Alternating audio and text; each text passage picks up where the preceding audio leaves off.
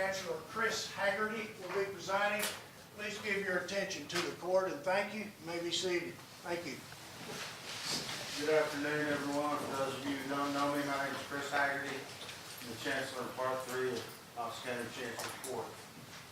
We've got one case today, or this afternoon.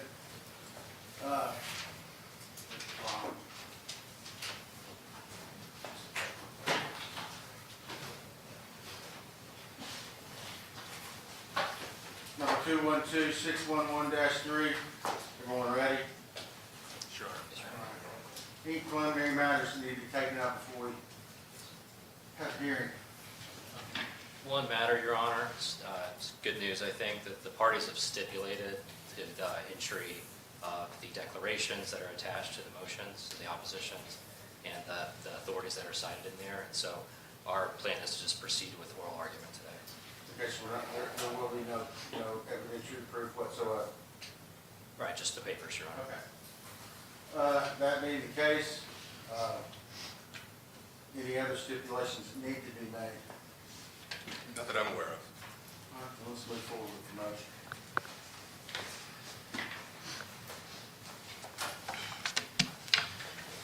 Good afternoon, Your Honor. Cam Norris, here for the plaintiff, Joey Aguilar. May it please the court. This case is narrow. Athletes get 4 full seasons of NCAA eligibility. Joey Aguilar has played 3 full seasons in the NCAA. He wants relief from the JUCO rule so he can play his 4th and final season at Tennessee. 5 courts have given that relief to other JUCO players, and the NCAA gave that relief to this JUCO player just last year. The equities overwhelmingly favor maintaining that status quo for Mr. Aguilar. Now, my friends at the NCAA don't want this case to be narrow. They want it to be about broader issues, but it's not. This case is not about taking spots from other players. Under this court's TRO, Mr. Aguilar is already on the team, and he'll have to win the starting quarterback job, just like everyone has to win the job every year. If he does win it, then he earned it. The result would be exactly the same for the remaining players as if Tennessee had signed a veteran quarterback in the transfer portal, which the NCAA freely allows. This case is also not about how old you should be when you play college football. The NCAA has no rule about age, has no age limit. Chris Winkie was 28 years old when he beat Josh Heupel for the Heisman. And Indiana just won a national championship with a team full of 23-year-olds. And aside from not being the oldest player in D1 next year, Mr. Aguilar won't even be the oldest player on his own team. That would be the punter, Jackson Ross, who is a 27-year-old junior because he played professional rugby before college, which the NCAA also freely allows. And finally, this case is not a policy debate about the future of college football or its current status. Your Honor's decision is not going to increase or decrease the number of lawsuits against the NCAA at all. The NCAA is getting sued a lot right now because it's a monopoly. And the Supreme Court, in a case called Alston in 2021, told them that you are subject to the ordinary antitrust laws. It's not fun to be a monopoly when the antitrust laws apply to you, but that's why you get a lot of lawsuits. But all the courts can do is apply that antitrust law neutrally and faithfully to the NCAA, not warp it to give the NCAA some sort of antitrust exemption that it has never been able to win in the democratic process, or hesitate to grant relief that is deserved because it fears that the NCAA will criticize another state court as being biased. And for those who do think college football has some problems right now, I don't think the answer involves shutting out former JUCO players. Joey Aguilar went from a 0-star recruit to the bench of a junior college to the starting quarterback job at the University of Tennessee. He and other JUCO players like him are inspirational. They embody hard work, perseverance, and the very best parts of the amateurism that the NCAA says that it values. This court should convert its TRO into a temporary injunction. Your Honor, I'd like to proceed first in sort of reverse order. I'll start with the equities and then get to the merits, because I think the equities are fairly simple and overwhelmingly in our favor. Under the Gibson treatise, the equities, when they are so lopsided, that still justifies a temporary injunction, even if the merits are unclear or uncertain. We think that is certainly the case here. In terms of irreparable harm to my client, he faces immediate, irreparable, and multi-million-dollar harm from not being able to play in the 2026 season. I know the NCAA cites a few cases about irreparable harm, but we're the only ones who have submitted evidence from Coach Josh Heupel and from Joey's agent. There's 2 declarations in the record. We're the only ones who have evidence about the harm that he faces, and that evidence is undisputed. Courts don't even really disagree about whether the lost opportunity to play a season of Division I college football is irreparable. They largely agree that it is, almost overwhelmingly. If you look at the Bram decision in the federal courts, the Martinson decision, the Moore decision in Texas, they all recognize this principle and cite a laundry list of cases upholding it. And I think it's pretty common sense. You can ask any former player who ever donned the orange and white what it's worth to them that they got to play a season for Tennessee or another Division I college football program.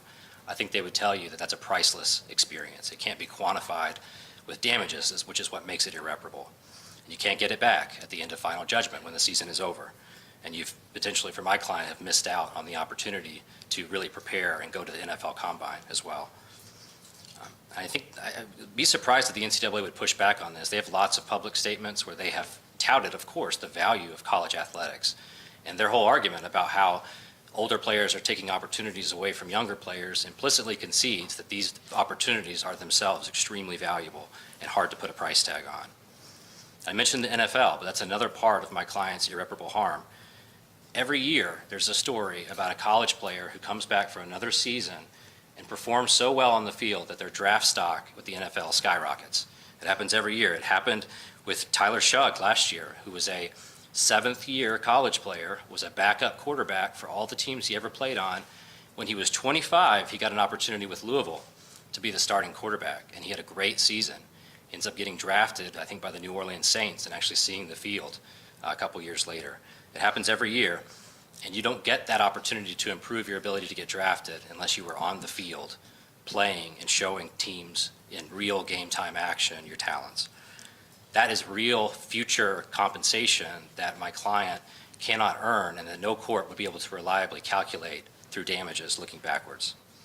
And the last harm, it's maybe the most obvious harm, is my client immediately stands to lose between at least $2 to $4 million of NIL compensation for playing at Tennessee in his final season. That, as courts like the Bram court I mentioned before have recognized, is also irreparable.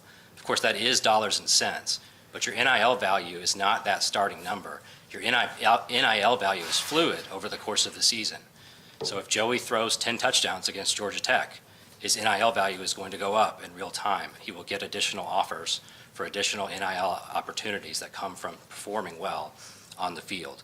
And those will be impossible to recreate after the fact. So that's the harm on our side. The harm on their side, I think it doesn't count because in our view, the JUCO rule is likely illegal anyway, so there's no harm to freezing it temporarily. The public interest overwhelmingly favors enforcing the antitrust laws and having full and free competition and not having monopolies stifle full and free competition. But even if you ignore the merits, I think the harms are still lopsided on our side. And that's because in this particular case, the NCAA did not enforce this exact rule for an entire year against anybody last year. So in 2025, they gave a blanket waiver to all Division I athletes who were otherwise disqualified under the JUCO rule, and they let all of them play. And they didn't even have to do that. They got one injunction from the federal court in Nashville in favor of Diego Pavia. They turned around and chose to waive the JUCO rule for everyone else. So they were willing to live with a season of college football without this rule. I don't think freezing it here for this one particular player for this one particular year could possibly harm them. I mean, I think it's empirically disproven. And it's not like the players who they waived this rule for were nobodies. They were big-time players. Diego Pavia had the waiver after he won a preliminary injunction. He was the runner-up for the Heisman Trophy. Lewis Moore is the player that we cite in the case out of Texas. He was a starting safety for Indiana who won a national championship, and he got to play because the JUCO rule was waived, and he won a TRO from a state court. And of course, my client also benefited from that relief last year from the JUCO rule, and he was the regular season leader in the SEC in terms of passing yards.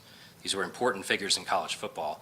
Meanwhile, while the rule was frozen, college football had its highest number of viewers, highest amount of revenue that it has ever seen. I also, again, back to my opening, Let me stop. sure. Was Moore's case in Texas, was it based on their state antitrust statute? It was, Your Honor. It was. And that's a particularly interesting example because that was a Texas court applying Texas law to benefit a player who wanted to go to Indiana. So I don't, there's been accusations that state courts are biased in their brief. I think that just disproves it.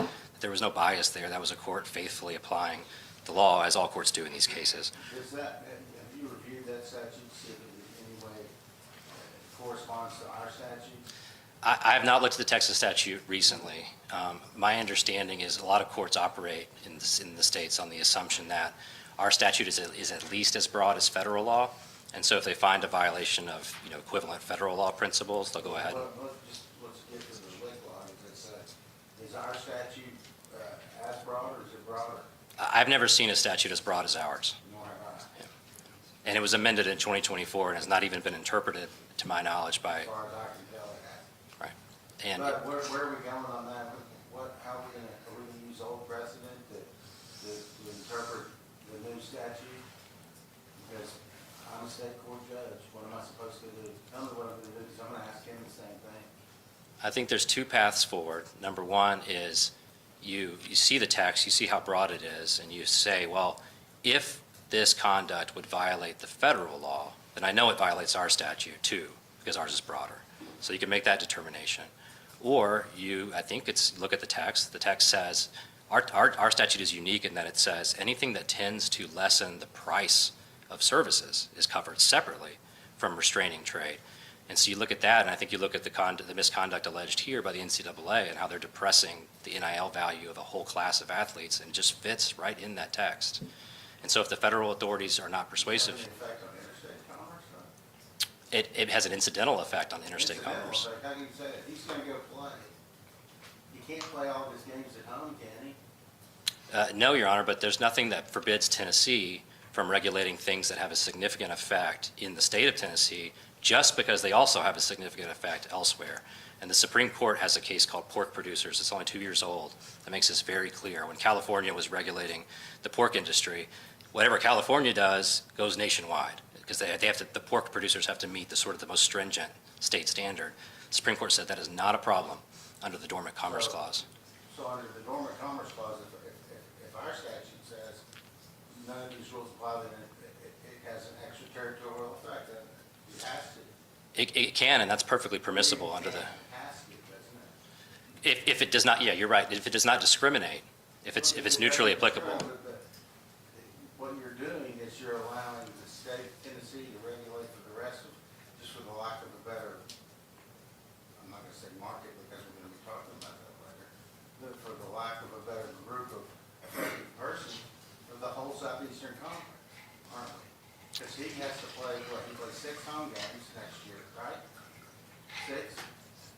Take your word for it, Your Honor. You have not looked, yeah. I don't know either, but he's gonna play some home games. But are we gonna enforce our law when he goes to, Kentucky?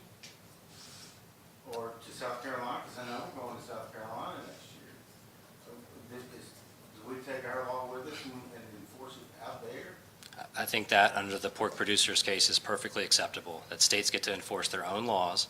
If that happens to have an effect outside of the state, that is not a constitutional problem.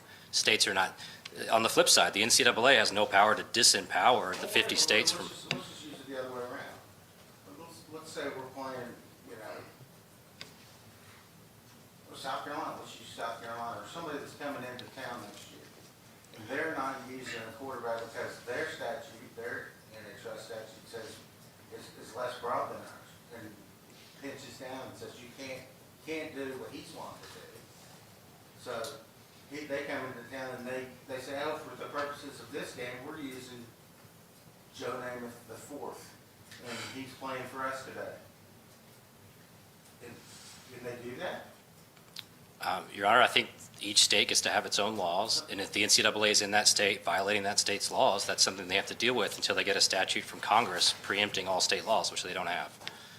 And the same was true, Diego Pavia played all over the country. I don't think And there was a waiver, though, was there not? well, he wanted an injunction just for himself. And so if they hadn't waived it on their own voluntary choice, he would have had an injunction allowing just him to play all over the country. That was You're sure of that, there hadn't been a waiver? unless they had won their appeal, which they did not. They appealed, They were removed because they didn't go any further, right? right, Okay, so, right. all right, go ahead. But he's one of at least 5 in this exact context who have won injunctions for themselves that allowed them to play. Correct. The majority of the cases you've sent us. Thank you. Right, so we're talking about, I think we should go back to maybe the harm to the NCAA in general. I do think, and this is related to your Honor's point, that the nature of litigation is, and by statute in Tennessee, you can't have a class action under the antitrust laws. You have to go one by one. And so the relief here that your Honor enters, the only relief we've asked for is for Mr. Aguilar to be able to play in 2026. That does not harm the NCAA to have one player more playing football, the same player who was violating, according to them, the same rule last year, and they voluntarily chose to let play all year. That is not a harm to them.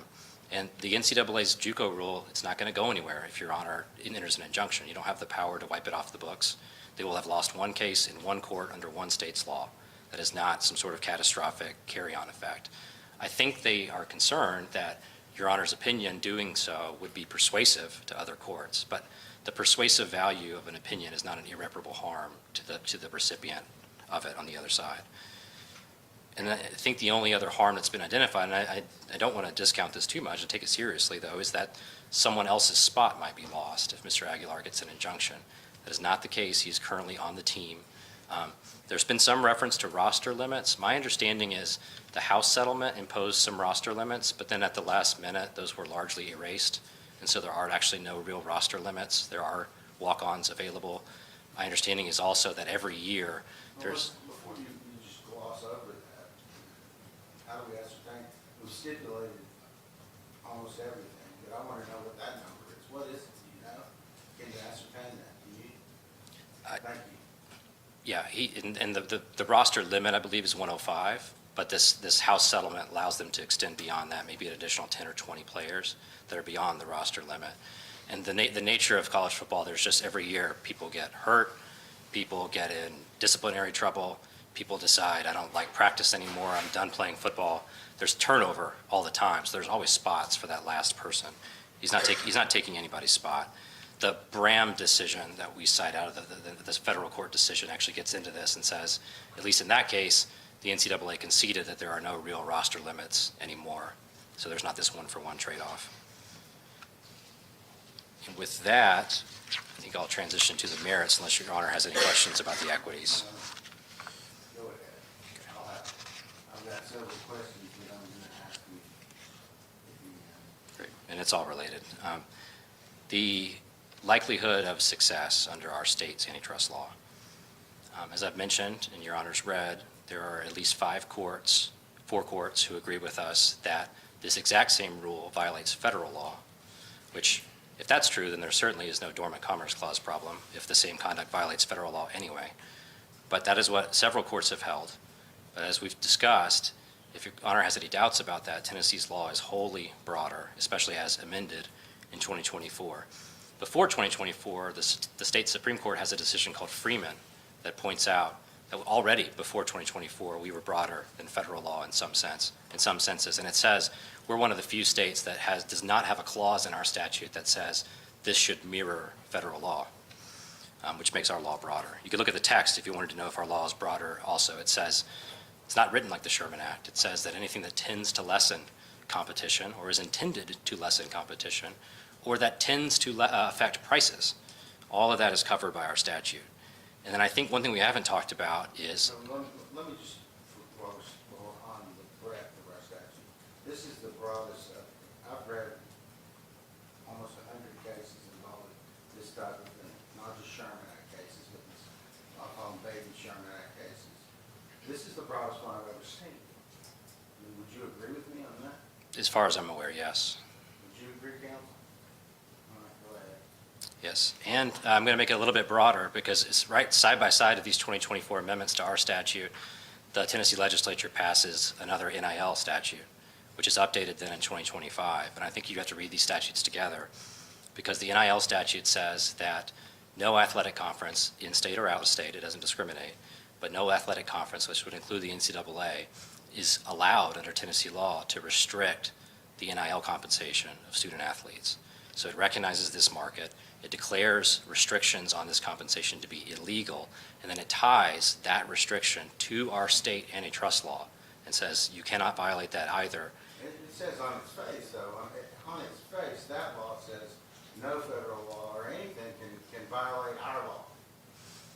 Is that what it says? No private athletic association can violate our law by restricting NIL compensation, correct? Is that, there's some cases that would say that that's per se violated of the clause.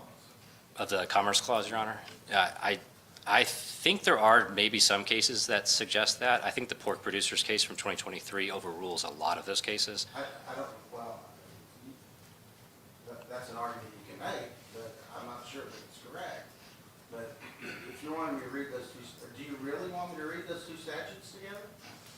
I think so, Your Honor. I think it is perfectly constitutional. No, And I'm just asking you, do you want me to? I think they are rightly read together. I don't think we have to have you read them together to win. So I think we can win on Tennessee is no broader than federal law. It's your suggestion that I read them together because that's what you want in furtherance of your case. That is our first position, Your Honor, yes. And the alternative, the easier route potentially, is just to say I'll assume it's no broader than federal law. That gets rid of all the constitutional concerns. This violates federal law as well, as several courts have held.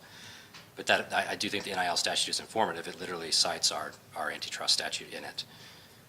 But I'll just take on federal law here for a minute. Federal law, I think we all agree, like sort of Let the, me ask you a question. Did you research the modification to the TT, the trust statute? we did. And do you have a copy of like the bill, the sponsors on it and all the markups and everything like that? Do you have that available to the court? Not today, Your Honor. I looked at that in researching and putting together our briefs. We looked at the Okay, if the council doesn't mind, could he supply that to me? Of course, absolutely. Okay, I'd like you to do that. yes, Your Honor. And my summary of it is, when I reviewed it, was that it's clear that this was intended to broaden our statute from where it was before, that our statute had been interpreted too, maybe correctly, but too narrowly. They wanted to cover the ambit of antitrust problems, and that's why they amended it. And I do think it's telling that they amended it in the same session as they passed a new NIL statute. I don't disagree with you. I'm just asking you whether you want me to interpret them together, and I'm going to now. Yeah. I do, Your Honor. I'm really not worried about the constitutional problem after the pork producers case. It's very clear that there used to be this concern about extraterritorial applications of laws. California used to be a big culprit of this, because when they regulate something, their economy is so large, it has spillover effects. Supreme Court, 5 justices said that it's not a violation of the Constitution. But let's just go to the floor here of what I could win by proving, which is the rule of reason under federal law, using that as an analogy. The 4 courts, you got this Texas State Court in the Moore case as well that I think is following federal analogs. So 4 to 5 courts, depending on how you count, have held that the JUCO rule violates what's called a quick look rule of reason analysis. And that's what the judge did up in Greenville. He said, I'm not going to use this quick look to make a decision. I think it did be fleshed out more. Did he say that? The judge actually? That was Judge Atchley, yes. I also had a case in front of Judge Corker against my friend, Mr. Askew, where he did the opposite, different rule. But I think courts have gone different ways. We're not denying that on this issue, which is why I do think that our statute being broader is probably could be relevant to your decision. But under that analysis, we identify anti-competitive effects. They justify them with pro-competitive reasons, and then we identify alternatives. And I think the more persuasive of the cases go our way on this, because the JUCO rule is anti-competitive on its face. I think it is indisputable that the NCAA has a monopoly on Division I football. So all Division I schools are members of the NCAA. They get together and they pass rules that constrain each other, which is what economists call horizontal restraint on trade. They Then, and with this one, the JUCO rule, there is a class of athletes now who are no longer eligible to participate on their teams. And that causes two major kinds of harms. There's what they call the labor market harm, which is the player side, and then the consumer market, which is the fan side, the people watching the sport. And I think there's just kind of two simple ways to understand this. And it's what Justice Kavanaugh said in the Alston case. He said, if the NCAA was, if any other industry was doing what the NCAA does on a daily basis, it would be plainly illegal, flatly illegal, he said, under the antitrust laws. And so I gave the example in the brief. I think it's a good example. If McDonald's, Wendy's, Burger King, Arby's, Taco Bell, all the fast food chains got together, created an association, and they said, we are only going to hire people to work at our restaurants for 4 years, and then they got to go. And we're going to hire them right out of high school. So 18, 19, 20, 21, they got to get out of here. That would be laughed out of court under the antitrust laws if they did that, because that is an obvious scheme to depress the wages of those workers by hiring only an inexperienced group and pushing out people as soon as they get experience to hire ones that you could justify paying less. That's the fast food example. If you want to take it to the NCAA, I think another way to think about this is, what if the NCAA had a JUCO rule for coaches instead of players? So you can only coach Division I football for 4 years. And if you coached JUCO, we're going to count that against you. That, I think coaches would howl and sue and win in court, that is designed, nakedly designed, to depress the wages of coaches. And there's plenty of people who complain about how much coaches are paid. Who's the highest paid NIL player in the nation right now? I do not know the answer to that, Your Honor. It kind of changes every day. Well, most of them are young quarterbacks, right? I would say most of them are not young quarterbacks. Arch Manning's a sophomore, right? He's 21 years old, but He's a sophomore. I think he is, by NCAA standards, a sophomore. Yeah. He's up there, isn't he? He's really high. Might be the highest. I think Sam Levitt with LSU signed a really big deal. I believe Miami, when they got Duke's quarterback, he signed a really big deal. I haven't looked at those numbers recently, but I think they're up to $6 million, $4, $5, $6 million. Yeah. My friend's client has the system that reviews all of these deals as they come in, so he may have better information than I do on that. But I think the coaches, the fast food chain, those are all obvious antitrust violations. The NCAA is doing the same thing with former JUCO players. By limiting their eligibility and counting their JUCO years against them, they drive more experienced players out of that market, which justifies paying players overall less money. Where's the numbers behind all this stuff? Where has there been a study behind all this where it says, we took a base of 200, or however many guys got D1 scholarships in such a year, and we've gone forward, a lot of them would quit, a lot of them would be hurt, a lot of them would, go back home to their parents. Some of them make the team, some of them get to play, some of them become stars, some of them become superstars. But we don't have a situation like that yet, because how long have we had NIL? Like this, not very long. Okay, so would you agree with me that it would be hard to process or make an informed decision from any perspective as to what is going to happen in the immediate future and even in the far future without having a base or some sort of, I guess you would say, a test group that runs through it? How can you tell me what's going to happen in the future when the future is just tomorrow? Today, and you don't have anything in the past to tell me about what will happen, because the past was just 6, 7, 8 months ago. How can you tell me what that market's going to do? Who's going to tell me that? Yeah, it is a challenge because it's No, ever it's not a evolving. challenge. I want to know who's going to do it. I have to make a decision. Right. I can't base my decision on conjecture and speculation.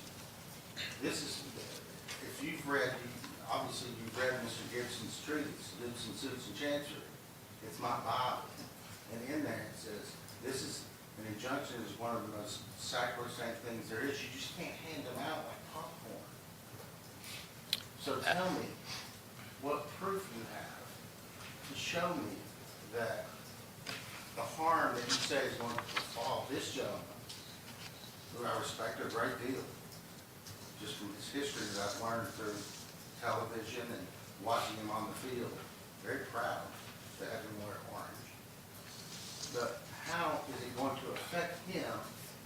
And more importantly, how is it going to have an effect upon the actual statute? How does it affect the interpretation of the statute that I have to interpret? Because that statute was passed less than 18 months ago, correct? Yes. Okay, so where's the numbers? Right. So I'll be the first to admit that we've had the NIL Go system where these deals are allowed and they're being processed through an NCAA entity. That is basically new. So the data, they have the data. We don't have the data. The data will become available in this case as it goes to discovery. Okay, so you don't, since, you know, I understand that he is between a rock and a hard place. That's how Correct. you put it. Mr. Askew doesn't think so. Maybe not, I don't know. But he has to make a decision, and it's a hard decision. It's a decision that I would not want to have to make, but I don't have a thunderbolt in my shoulder. But how am I to decide based on, you say, well, they've got all this information. How do you know they have that information? How do you know that it's been put into a form where I can analyze it under the law to make a decision? And before we do that, what do we decide, what is the market that we're talking about? What is the market we're talking about, by the way? What is the market that is affected? Because it can't just be every football player in the land. I mean, you can do NIL in high school now in Tennessee. It has to be more attuned to what this gentleman is experiencing. I mean, would you agree with me?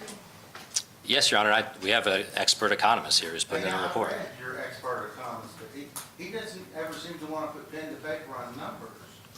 Again, the numbers would be the actual NIL deals, and you would have the numbers and the values, and you would see how old the players were and whether they had JUCO experience and all that. You'd compare all that data. So it puts him at a disadvantage because we don't have history, correct? It's an impossible It situation. would be like saying, hey, this is the last day of prohibition, and I put everything in terms of whiskey sales because I used to be a whiskey seller.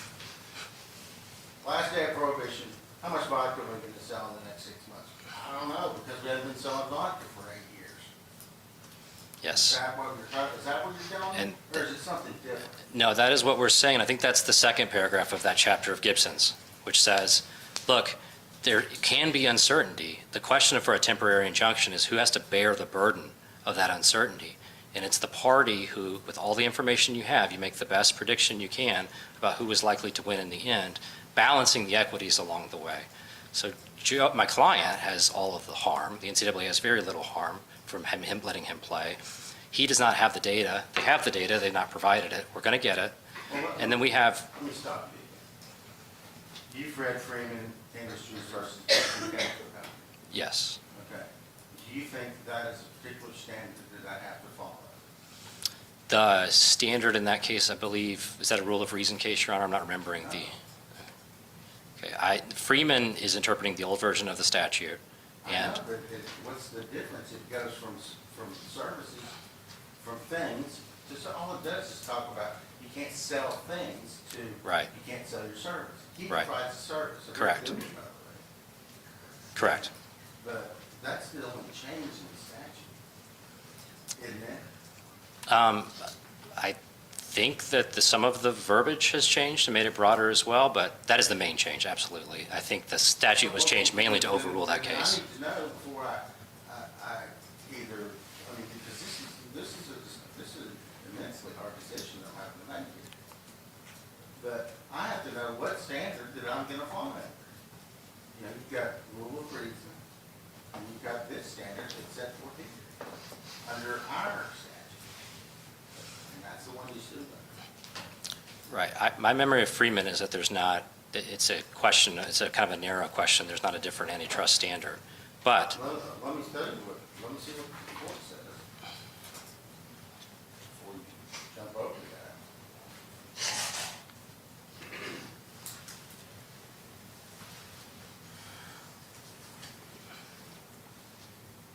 Key number 12, page 523, we conclude the proper standard for determining whether the case falls within the scope of the QTPA. It's a substantial effect standard. Now, is that what I'm flying under? no, Your Honor, that's actually not contested. That element of an antitrust claim is conceded by my friends. It's not contested in this case. All right, Mr. Askew, do you agree with that? Your Honor, I believe that the rule of reason applies in addressing a substantial effect under that statute would require you to do the same analysis under the rule of reason. So, are you willing to make that agreement? Because that's the agreement that they made in the Ziegler case. No, my friend's misstating. The substantial effects test is whether. Okay, that's what I'm getting to here. Yeah. You don't agree on what the standard is that I'm supposed to be applying. I want to know that, because if I apply a standard that you don't both agree on, that just immediately there's an appeal, right? We don't want that, do we? I think This that's, gentleman needs to know what his rights are. Your Honor, unfortunately, I think that's inevitable that we're going to disagree on the standard. But the substantial effects test governs whether the conduct has a substantial effect on the state of Tennessee. So Tennessee cannot apply its antitrust law to a merger that's going on in Maine. Or to a football game that's occurring in Tuscaloosa. Well, it can apply its law to an athletic association that is not letting its premier football program play its former starting quarterback to the tune of millions of dollars. Does the NCAA live throughout the United States? Does it have aren't there member schools throughout the United States, all below 48? Yes, I think it actually literally is a citizen of every state because it's an unincorporated association. So how does that bear on? Well, when you do business in 50 states, there's 50 state laws you have to comply with. That's fairly routine in our system. That's not what they said in the Supreme Court. Didn't say that in Kirk Flood suit, Major League Baseball. Your Honor, that flood decision, I believe there's a Ninth Circuit, I believe, decision, or Second Circuit decision that's. No, the flood decision is the Supreme Court case. Right, and that. With the reserve clause, you know that. But it's the same, it's just a different rule. It's the same effect, is it not? No, Your Honor, I think. The effect is that you have, if we pass a statute here that allows him to do things here, which would be wonderful, does it have extraterritorial effect? Can we just say, Tennessee law, sorry, Columbia, South Carolina, we're going to play today, and he's playing because our law says this. Yeah, that is perfectly fine, Your Honor. I think the pork producers case couldn't be clearer on this. Okay. If California sets the emission standard for cars, it affects. We'll have to do an in-depth on that, or Mr. Askew's probably going to tell me that what you're saying is probably wrong. Right. I would be surprised if every state's antitrust law as applied to the NCAA is unconstitutional. I don't think any court has ever said that. And I would also be. I don't think that they have either, but you just told me twice that this is as broad a one as there is. It is also settled, and I think we cite a case in our reply brief to this effect, that state antitrust laws can be broader than federal laws, and that also doesn't make them unconstitutional. But the Tennessee state cases say you have to interpret our antitrust law so it doesn't violate the Constitution, do they not? That's what this case says. I think you always want to interpret statutes that way, sure, yes. Yeah, so if ours is super broad, with a broad S, and we have to interpret it so it is not so broad as to violate Article 1, Section 8, that's the correct section I'm talking about, right? Paragraph 2 of the Constitution of our great United States? Yes. So we have to cut it down. Even the Supreme Court says, I think this is the Court of Appeals. No, this is the Tennessee Supreme Court, 2008. How do you fix that problem? Your Honor, I think my understanding of the law. You're going to say pork producers. I mean, Aren't you? it is a U.S. Supreme Court case from 2 years ago that changes a lot of this law, so it is, I don't want to sound like a broken record, but it is an important case. But I think the law is that when something affects the state, it affects Tennessee, in a substantial manner, to Freeman's point, the state can regulate that conduct, even if that regulation has effects outside of the state. That, and whether this conduct affects the state of Tennessee in a substantial manner is not contested by my friends, at least at this point in the case. Well, let's just say it's your burden of proof. And how substantial is the effect of what you're asking me to do on the state of Tennessee? If you look at the JUCO rule, Your Honor, there are JUCO athletes in Tennessee. There's 10 Division I schools in Tennessee that it affects. The obvious effect in this case in particular is that the former starting quarterback, presumably, hopefully the returning starting quarterback of Tennessee, it's valued at $1 billion in terms of revenue to the state and to the community in Knoxville, that their starting quarterback cannot play. For him individually, that's $2 to $4 million immediately, which is a substantial effect on interstate commerce. But the broader effect on the University of Tennessee is big. As to what? As to the total amount of our interstate commerce, or just to him? Either is satisfied in this case. What is the income or the value of goods and services sold in the state of Tennessee as compared to him? What is that? Do you know what that number is? I do not, Your Honor. I don't think that's the test. Is that in the tables of the Tennessee Code annotated? Can I find that? I don't think to violate the antitrust laws, you have to be weighed against the entire commerce of the state. I think you have to have a substantial effect. What is the market that we're talking about then? What is it? I'd love to, the market. The market is defined as Division I college football players. Okay, so I'll ask you the same question. What is the effect of his $2 to $4 million on all of them? I think the question, Your Honor, if I understand what the law is asking, is what is the JUCO rule doing on that market? And the JUCO rule on that market is boycotting a class of athletes. And when you do that, the courts say, not only is this a kind of a well-known phenomenon, but you can use basic economic logic to figure this out. My fast food example, my coach's example, that depresses wages. It also just flatly, by design, decreases competition, which is what... Depresses wages? Yes. Because if you take the more experienced players out of the market, you can justify paying the less experienced players less. That's the NCAA's rationale for this rule. How much is his successor getting paid, the gentleman from North Carolina? How much is he getting paid in the NIL compared to him?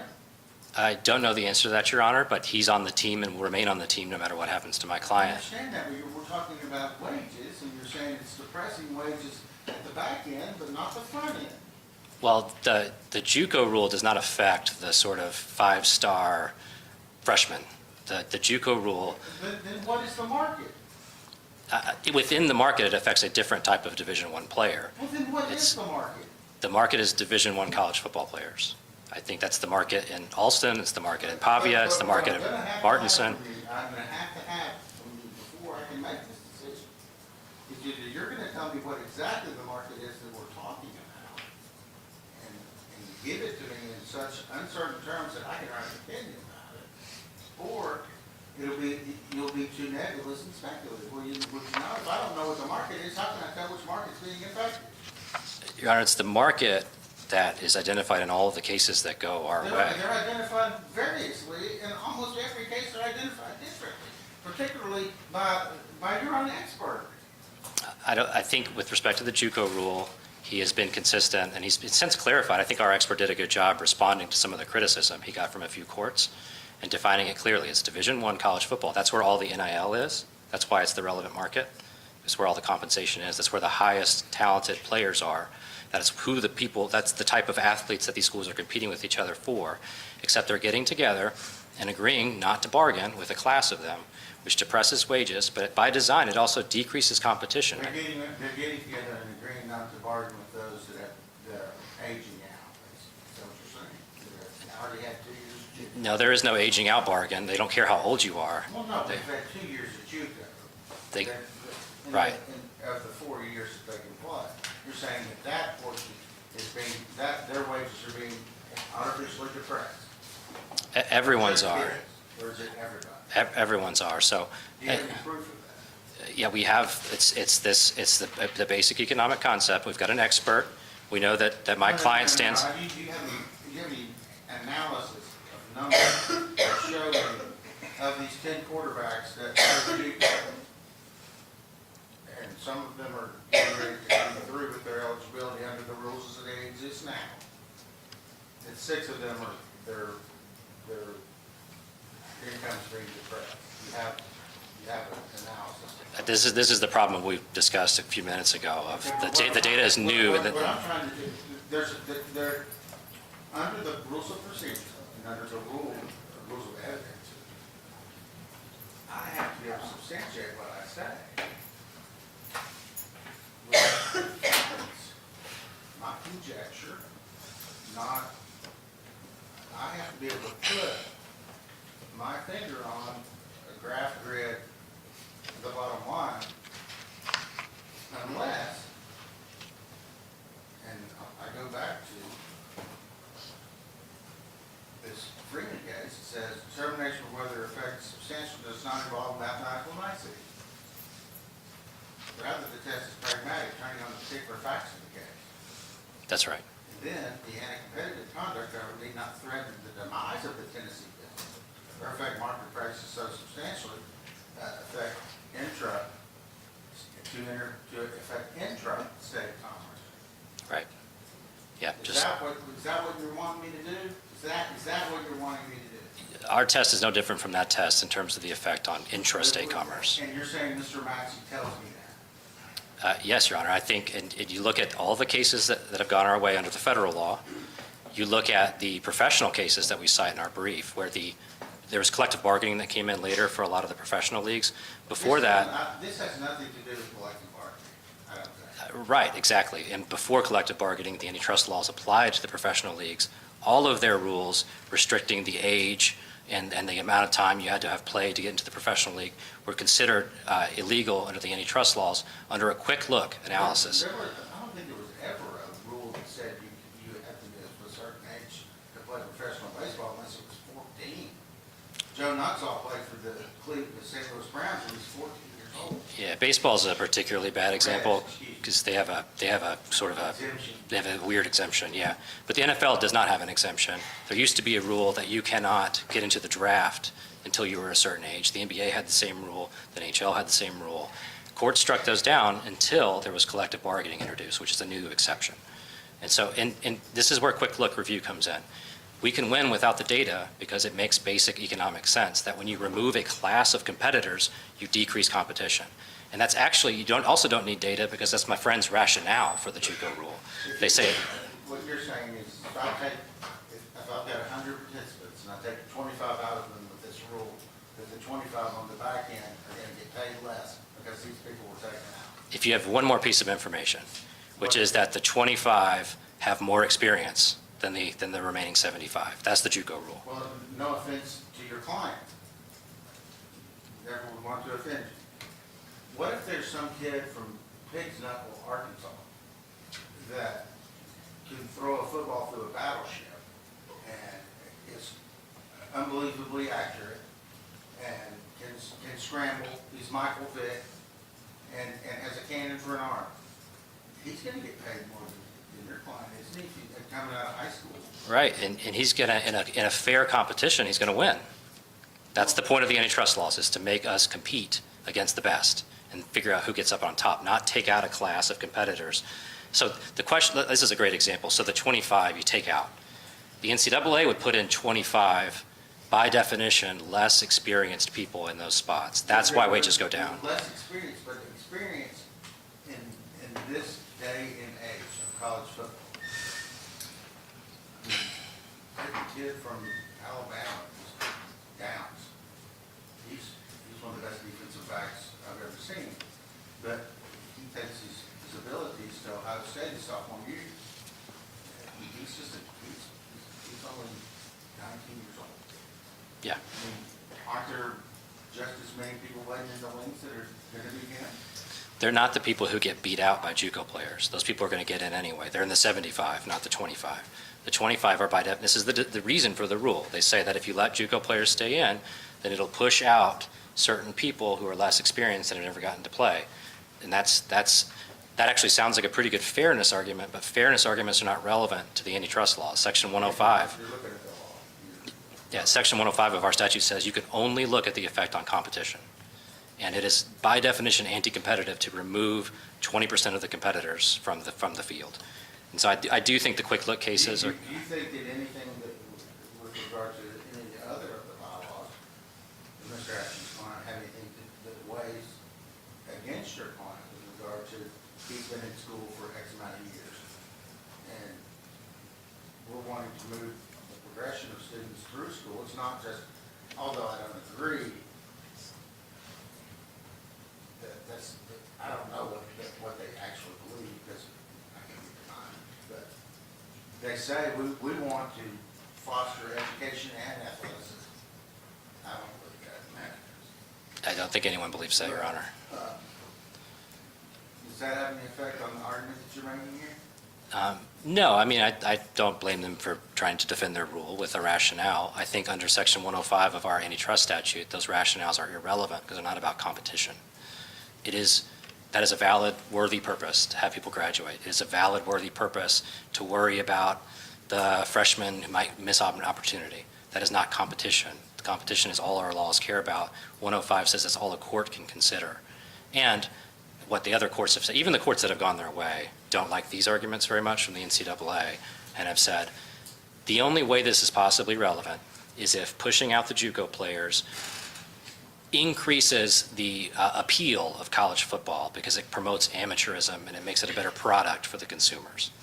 There is no evidence whatsoever that consumers care about the level of amateurishness in college football, that they perceive it to be amateurs now when the players are getting paid. There's the transfer portal, which a lot of people complain about. It doesn't look very much like amateurs who are just trying to graduate.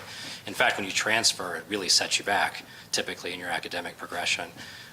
They have all these exemptions there's a COVID waiver, there's medical waivers, there's red shirts. They just expanded the red shirts so you can play 9 games and still not have that count against you.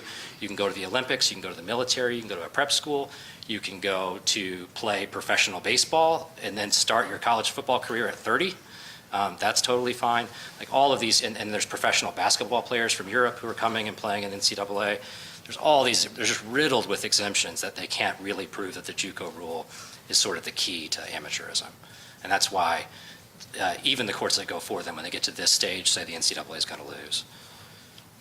And of course, just our baseline position where I started, Your Honor, is we're not here to blow this all up. We're here for one client in 1 year. I understand these things have broader implications, but our rule is basically their rule, that to keep college sports college, you get 4 full seasons. You get 4 full seasons at an NCAA school. My client has had 3. He's asking for 1 more to make money with his God-given talents 1 more time and to improve his ability to get drafted by the NFL. That's it for me, Your Honor. All right, I'm going to give you a chance after this speech. I'm going to let you have your first shot at it. Keep saying it's off. I'm going to let you reply. And then if necessary, I'll let you have a minute or so on each side to basically take pot shots at each other. We do that a lot. Thank you. Good afternoon, Your Honor. Taylor Askew on behalf of the NCAA.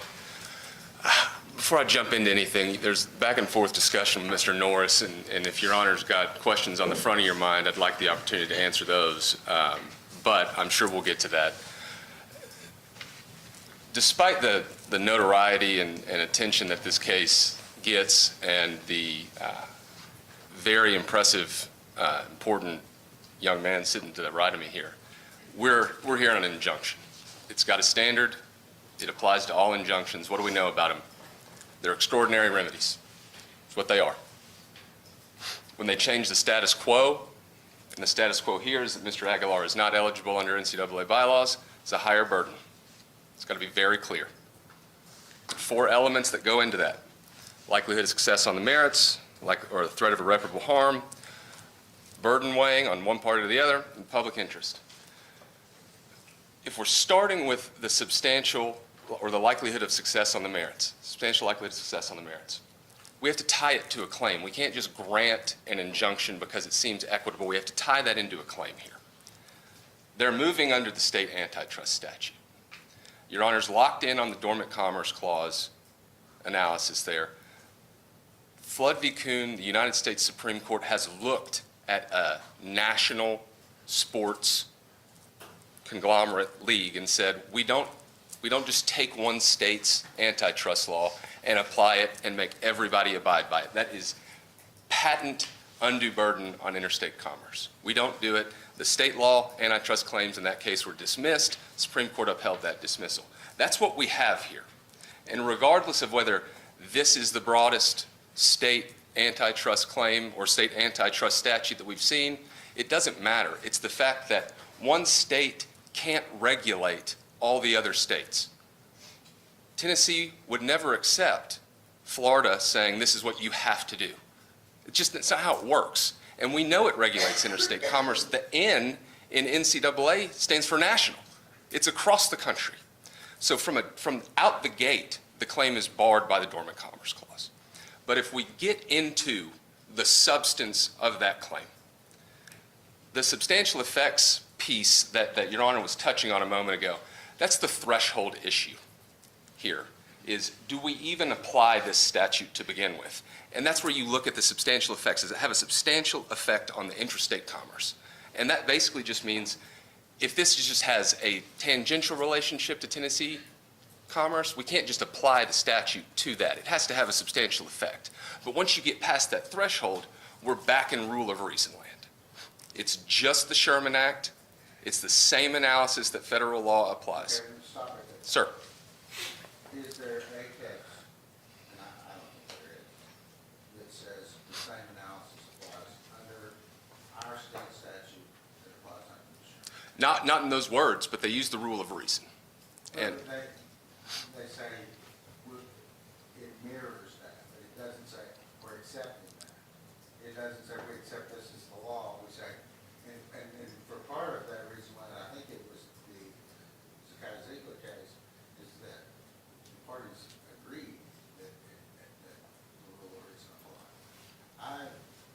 Before I go jumping through that hoop's on fire, okay? I want to know that I'm right. So that may be something I'm going to ask both of them. absolutely. That's perfectly, the answer to that question is no, there is no case that specifically says this is the exact same analysis. But where does that leave us? There's no other case that says it's a different analysis. And if you look at how the cases analyze those claims, they do it in a way that at least leaves us with just the framework of how they do it federally. There's no other way that's been proffered by any court for us to look at this. And so if we're going to go by guidance, that just the guidance alone in those cases, we're stuck with something at least analogous to the rule of reason, even if we don't call it that. So to start with, even if we call it a rule of reason light, Tennessee rule of reason, we still have to define a marketplace. We have to. What is the relevant market? We have no idea here. We have something that's been asserted to be the relevant market, the market for Division I football, but we don't know who's in that market. We don't know if there are substitutes to that market. Your Honor identified that NIL deals are being given to high school kids. Should they be brought into the market? If bringing JUCO players back in, would that depress wages, if their theory is correct, to high schoolers? If so, high school's got to be in the market.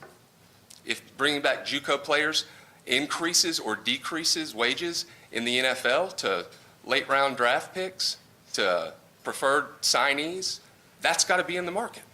We don't know if it is or not. Well, let me stop there. You know, I'm not trying to put you off. No, Mess up your. I'll mess it up You've done myself. this so many times, I assume you'll be able to go right back to where you were. But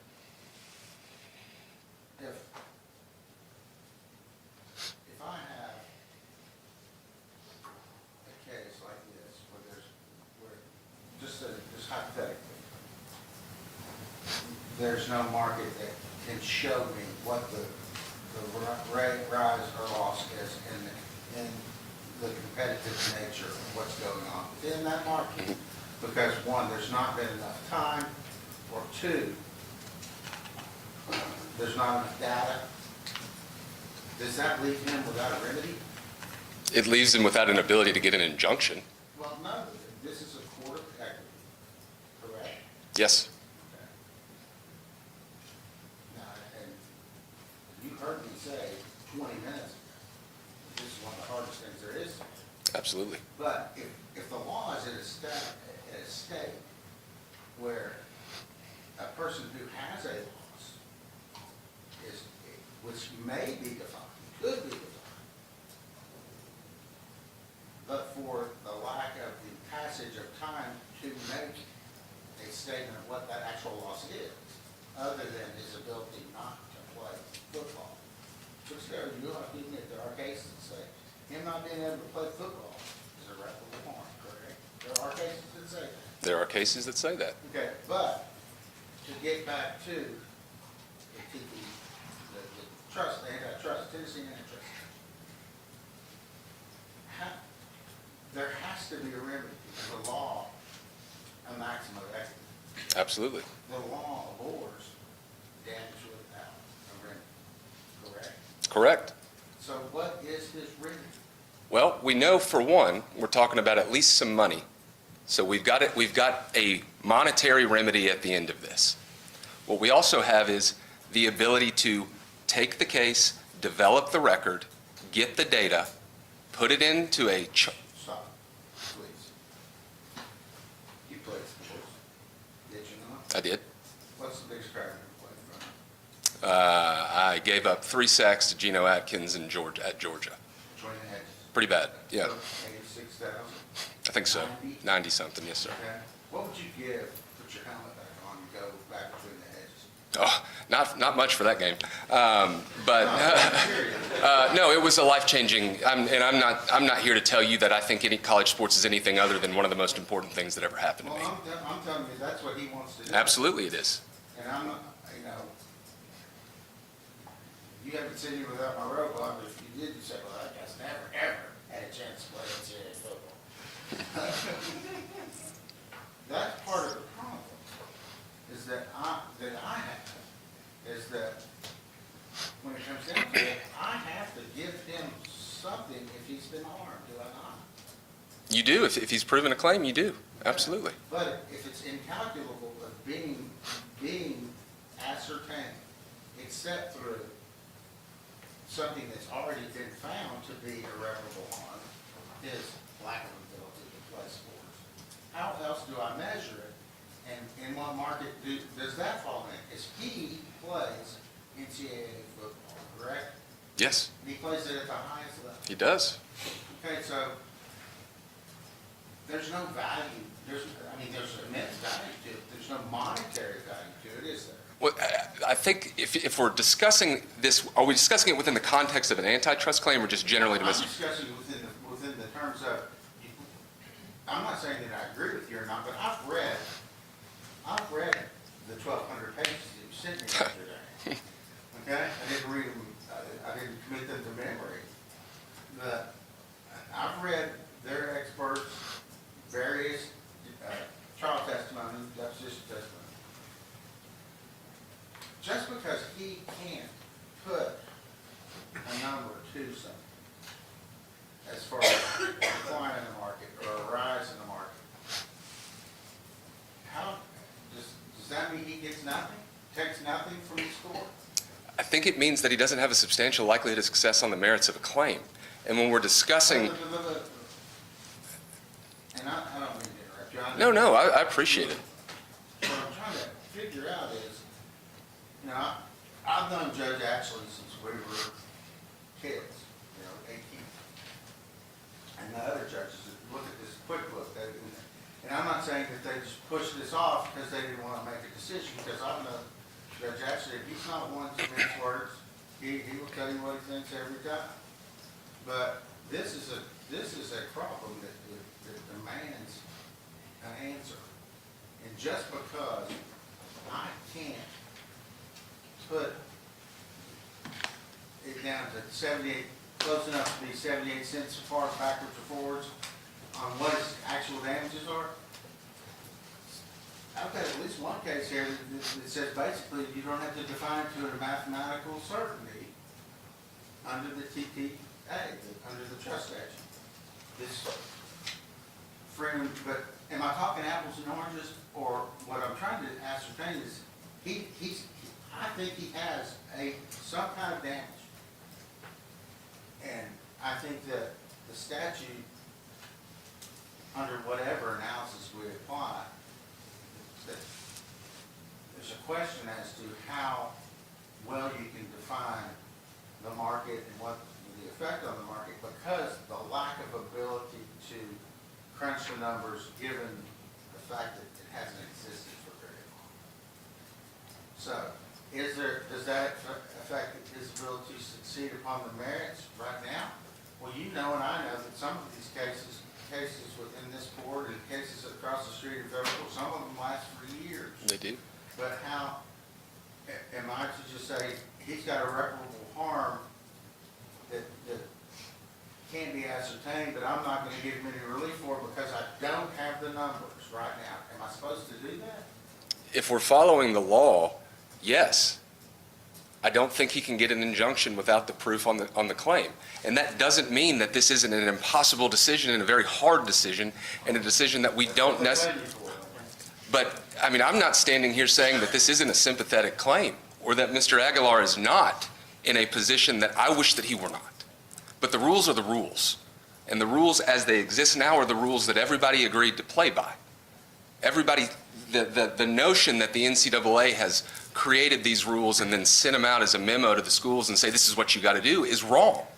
All of the schools got together and they agreed upon those rules and then sent them to the NCAA and said enforce these on our behalf. Let me ask you, when was the JUCO rule passed?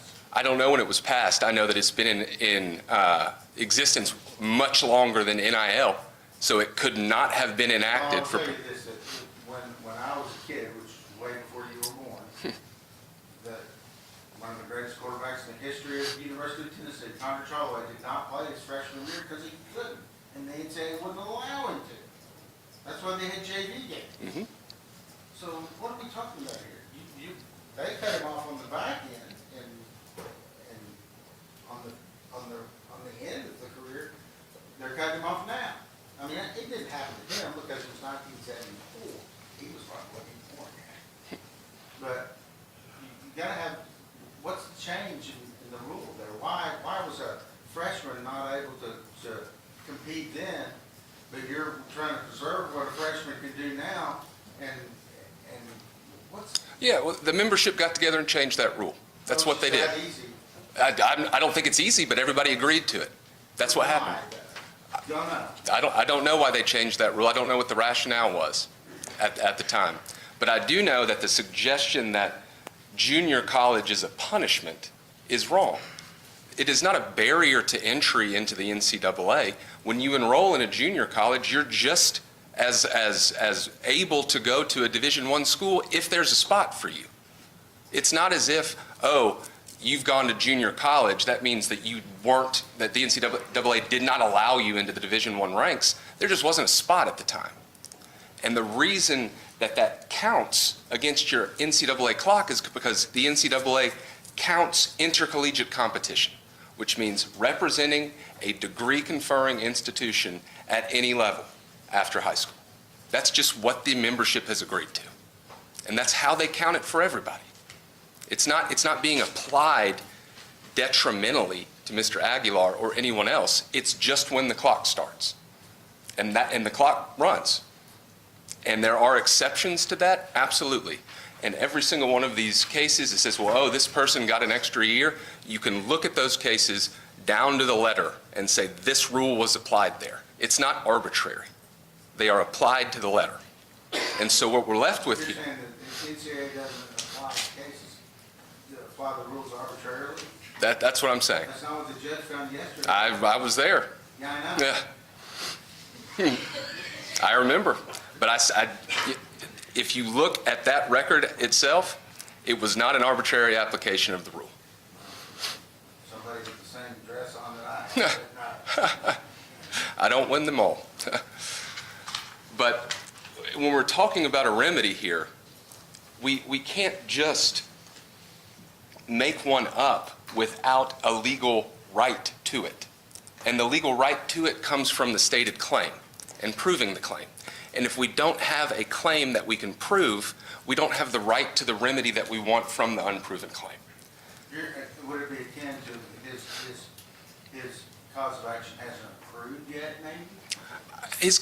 To the extent he has pled a cause of action, that is different to whether or not at the preliminary injunction stage he has enough evidence before the court that this court can make a decision that he has a substantial likelihood to succeed at this early stage, and it should go ahead and award him the ultimate remedy in the case. There's a back-end time at Rule 65 as to when, like, there's a substantial chance that he can succeed on the merits.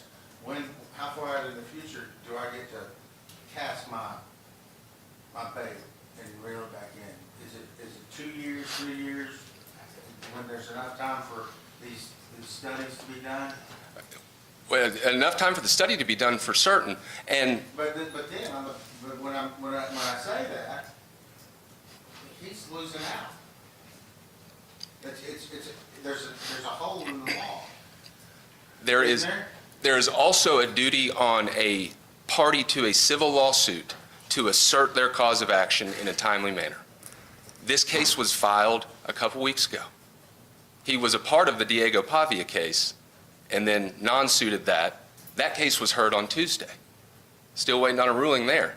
This same expert that they've offered to you, I cross-examined him on Tuesday in federal court. He once again admitted, I have no data. I haven't done any of these studies. It's just my theory. I think it's right. I don't know. I haven't tested it. Again, that's where we are.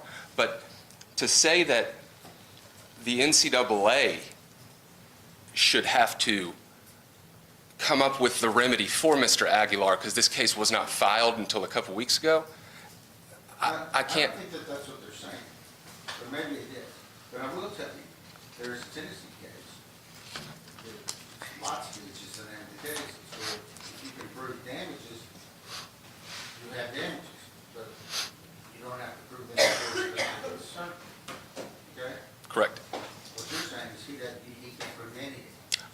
What I'm saying is, if he can prove this claim, and he has lost this opportunity because the NCAA's rules that were agreed to by its collective membership violate an antitrust law, he has proven he lost those NIL opportunities, and he's got that money damage.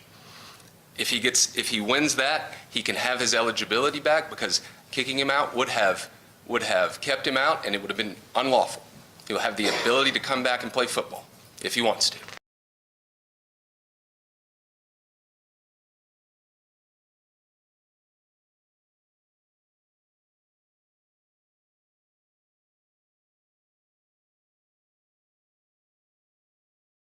Ask for an extraordinary remedy. So looking at that piece of it in and of itself, we don't know what the market is because it hasn't been defined. It hasn't been tested. We don't know the boundaries of it.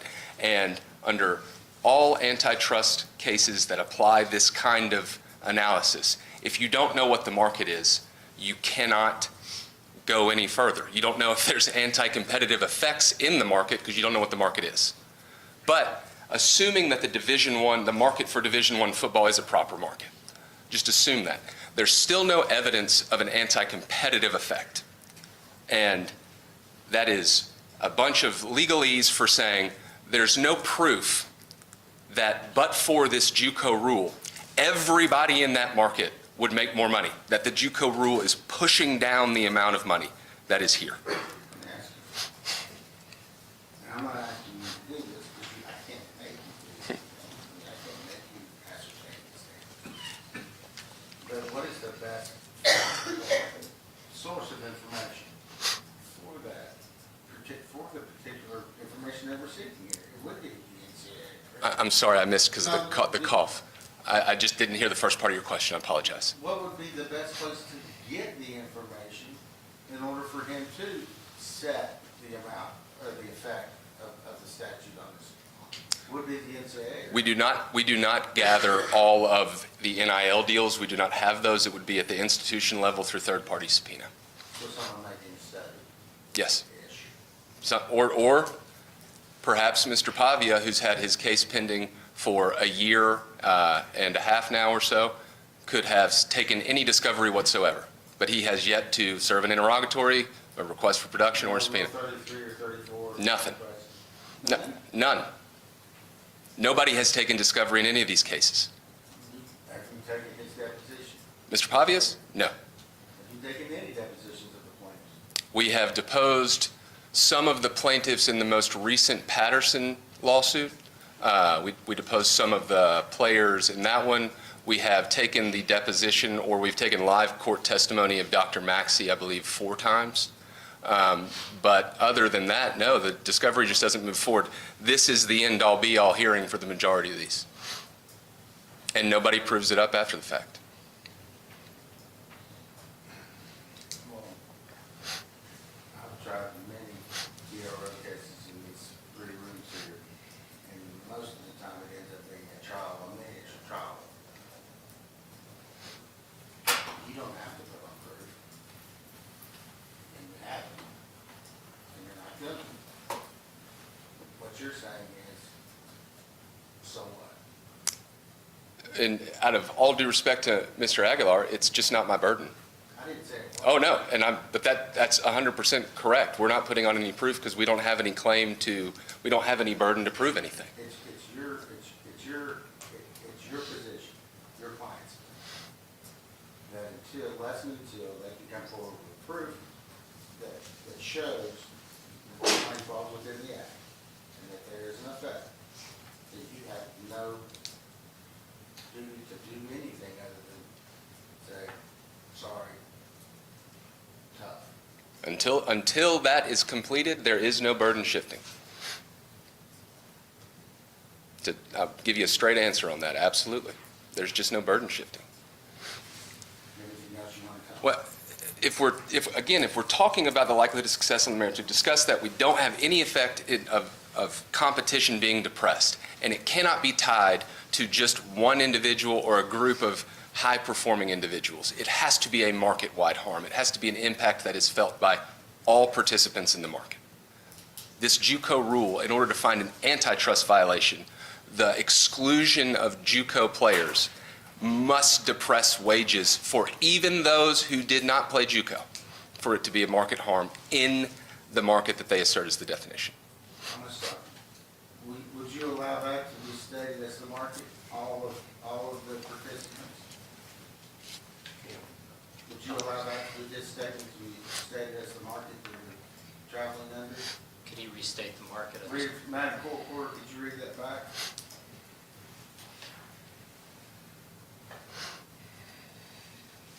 Which part do you want?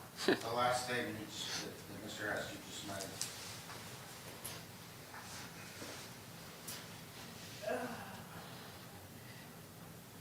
For those who did not play JUCO, for that to be the market harm? Is that what you're, Yes. okay. I don't think I agree with that, but I also pretty sure I don't understand what that market is. To the extent I was unclear, what I mean by that is if the market as defined, if the market as asserted by Mr. Aguilar is the market for Division I football players, the harm that is felt as a result, the alleged harm felt as a result of the application of this JUCO rule must be felt by all players in that market, not just those who played JUCO. Because there are other players in that market for Division I football players who did not play JUCO, which means that the anti-competitive effect of this rule has to go beyond JUCO players in order for it to be an antitrust injury. Because those people are within The market. section. Right. If you're doing this is in terms of subsections and sections, everybody who, including JUCO, is the section. Right. The subsection is irrelevant. Right. Because it doesn't matter. It could be somebody who went on a mission for the Church of Latter-day Saints for 2 years, or it could be they were in the Army or whatever. It affects everybody. Has to affect everybody. Would you agree with that? No, Your Honor, that's Alston, all the payments weren't going to all the players. Not all players wanted to get in the transfer portal. That was an antitrust violation. They had to change. Every case that they've lost, that's not been true, including at the U.S. Supreme Court. I'm not asking about every case that they've lost. I'm asking about this case. Right, and this one Then is, tell me what the market is. it's Division I college football players. It does include non-JUCO players in the market, yes. And our evidence is that it depresses their compensation. And your evidence is theoretical, correct? Yes, as is theirs. Yep. And on top of that, it doesn't make, there was a statement about roster limitations earlier on. There is a roster limit. It's 105. per Division I team. That's what it is. There are other players above that limitation right now for a short amount of time. They are called designated student athletes. And the reason they are designated student athletes is because when the Ninth Circuit approved the House settlement, the court was concerned about the effects of current walk-on players. And the settlement allowed those schools at that time to designate players who were on the team above that roster limit to continue playing out the rest of their career. It is not a permanent thing. It is an equitable thing for the players that were already on teams at the time. There is a roster limitation. And when the last of those persons graduates? It's done. When school's up? Yep, it's grandfather. And so if we're talking about economic theory here, right? Let's apply just a basic economic theory to this claim. Supply and demand. Supply and demand. What do we know about that? Supply goes up, demand goes down. What they are proposing to you is, let's add people back into the supply pool. We know what the eligibility criteria are. JUCO players are out of eligibility. Add them back in. Let's add more supply in, because adding more supply will increase the demand. That makes no sense. It makes no sense. And we know that the demand can't go up because there's a roster limit. It's stagnant. There are only 105 spots. Adding more people in to fill those spots does not drive up the cost to fill the spots. It can't. And on top of that, there's this other issue, which is the House settlement cap, which is not an issue here. It's not a collateral challenge to that settlement agreement. This is not what that is. But the schools are capped at the revenue sharing at 20.5. You can't, that's already what it is. You can't drive above that. That's a judicially approved cap here. So those two things alone. But we're not talking about that. Correct, but I am saying for purposes of demonstrating an antitrust injury that these wages have been depressed by this specific rule, supply and demand says that makes no sense, and we already have a cap at how much can be spent anyways. So, That doesn't include independent people who get the money.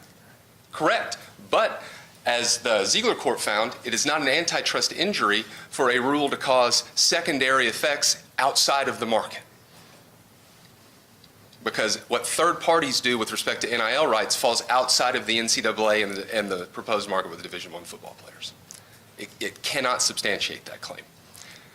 And finally, then I'll sit down, but the suggestion that there is no harm to the NCAA is respectfully incorrect. The NCAA is not this building in Indianapolis.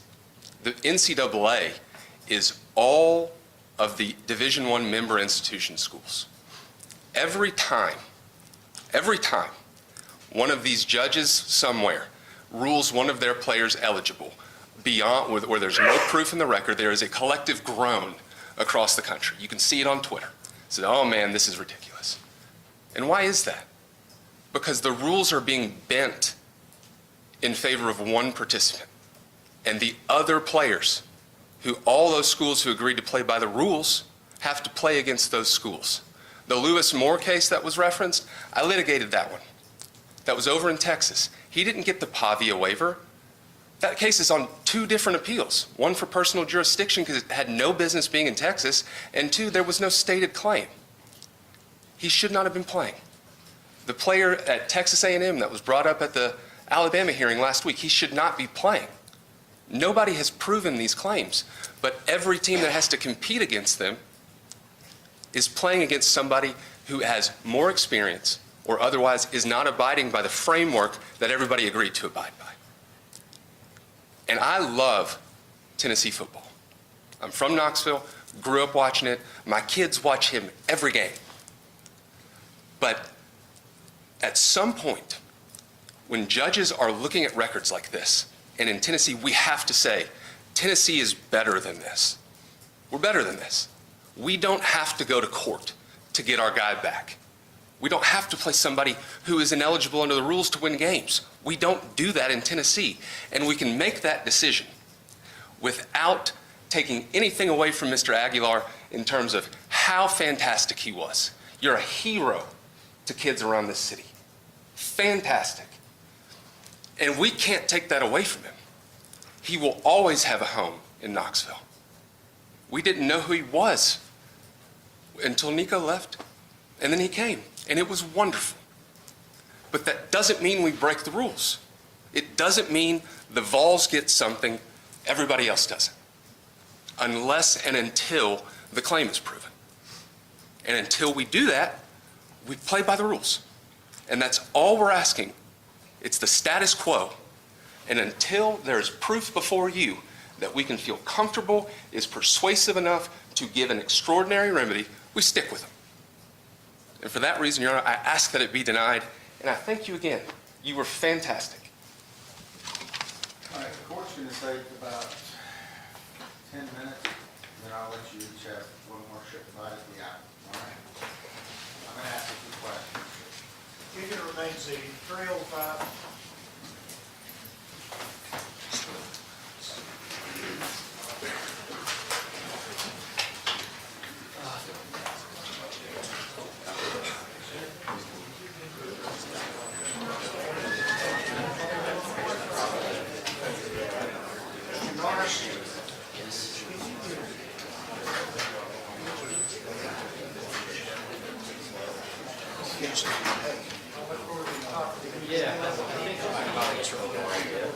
If he didn't, I'll check with him.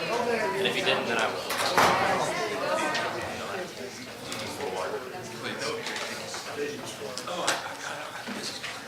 I will tell her my name. Okay. Yeah, I can do this.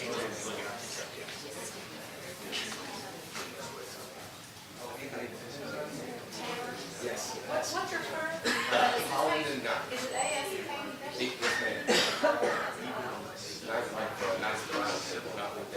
Oh, okay. Thank you very much. Okay. Okay, thank you.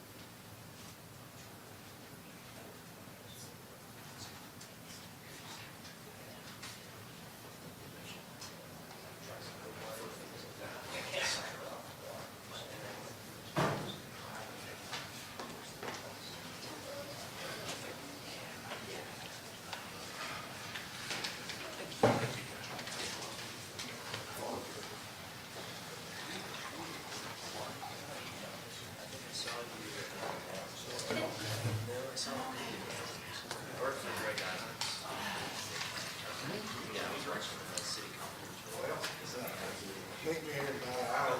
We're gonna see three gonna buy you one. Yeah.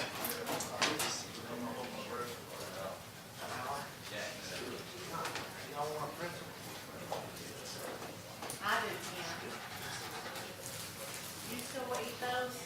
Huh? You still eat those every day?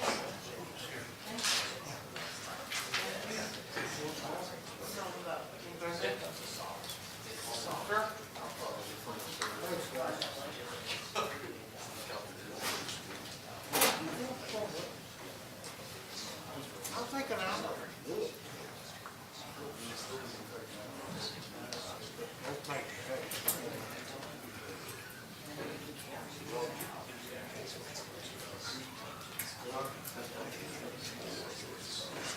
Yeah. You can do that.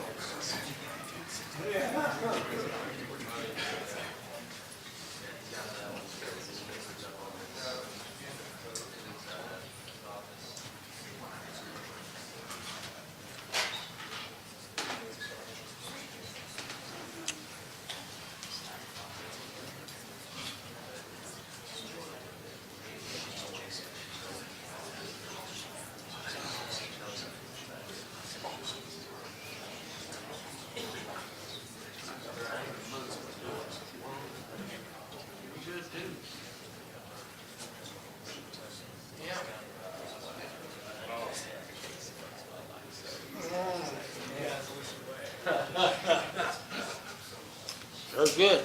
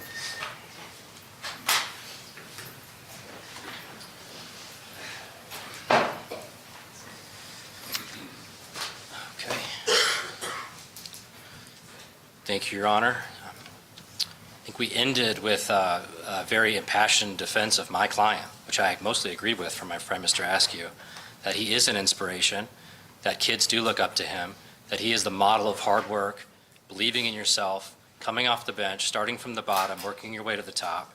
He is what makes college sports awesome. He's one of the best stories in college sports. He's an inspiration. He is an economic driver of the city of Knoxville. That is why we're here talking about restrictions on trade or commerce. That is all related in exactly the nature of the legal violation. And all of the things my friend said about my client are true. My friend omitted the fact that his client is the one here choosing to not let my client be eligible for one final season of college football, even though the rules that we all agreed to were 4 seasons. He's had 3 NCAA seasons. He wants number 4. All these things are avoidable. They could have given him a waiver. They give waivers out all the time. There's players who are in their 7th, 8th, 9th year of eligibility because the NCAA chooses to let them. It does not apply the rules consistently, and so it's hard for them to stand on something like the rules are the rules, given the way in which they behave. They say You're arguing this now. Is there proof of that in the record? that there is proof in our brief about the 7th, 8th, 9th year of eligibility. Brief, but it's not proof in the record. Do you have proof in the record of what you just said? We're stipulated that those sources are part of the record, but they've given out 7th, 8th, 9th years of eligibility just in the last 2 weeks, and that's in our brief. Where's that cited in the brief? It's in a couple of, maybe footnotes 2 and 3 of the reply. Okay. Yeah, the Alabama player is a defensive lineman that Tennessee's going to go up against, who's the 7th year of eligibility. There was a Montana player, I believe, who got his 9th year of eligibility granted by the NCAA. My friend said, these are the rules, and everyone agreed to the rules. The NCAA is a monopoly. That is conceded in this case. It's not contested. It's established by the U.S. Supreme Court. It's obvious. Standard Oil can't say, here's the price of gas, and those are the rules. Monopolies have unusual market power to coerce and constrain and to have adverse effects on commerce in the state. It really is all just a question, it's all question begging of whether this particular rule violates our state antitrust law or not. And we think it does. We think the question today is how likely is it that it does when you get all the evidence in? And I think this is the major issue. How likely is it? Yes, Your Honor.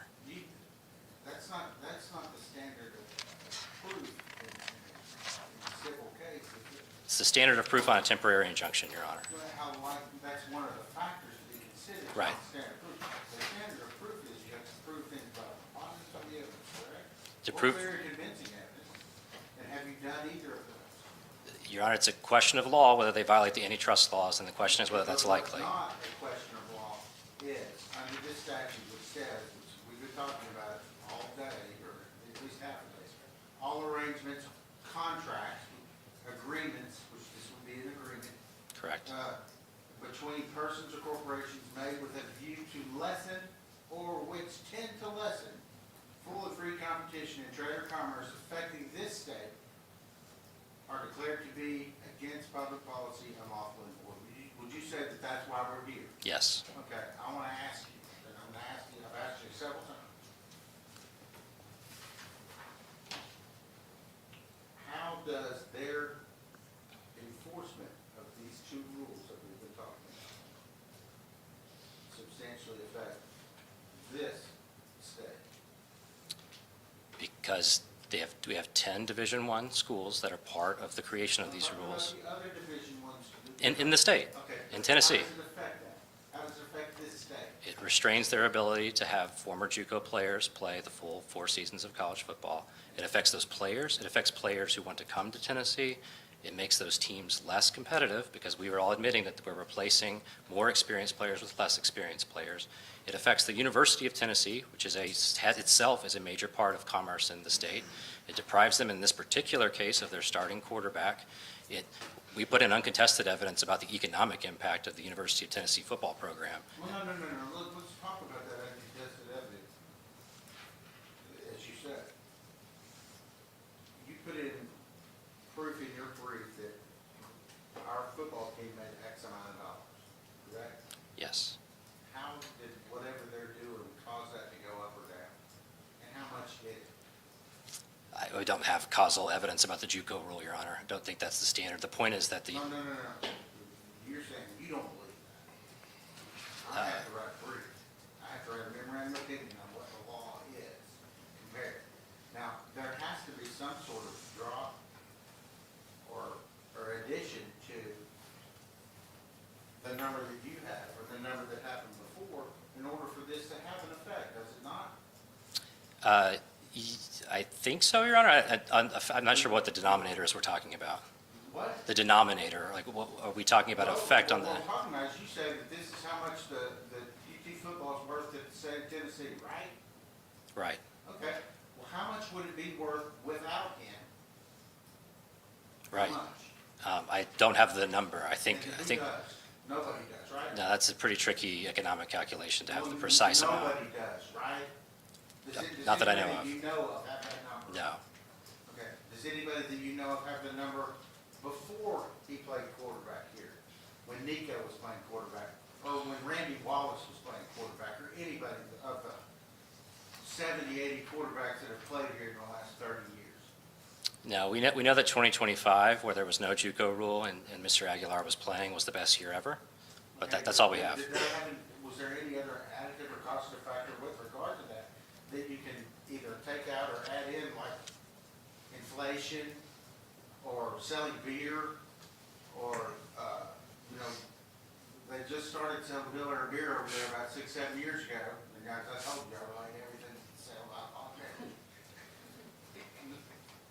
Did that have any effect on it? I'm sure there's multiple effects, Your Honor. You don't know, so you can't tell me what the causative effect is, then, can you?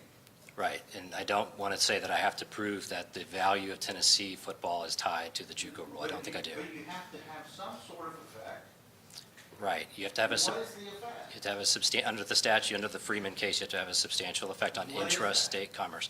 There's a conceded $2 to $4 million that is not going to be paid to someone in Tennessee because of this JUCO rule, and that's my client. That is substantial. Substantial as compared to what, though? To his, is that your class? Is that the class you're talking about, him, or are you talking about everybody in football?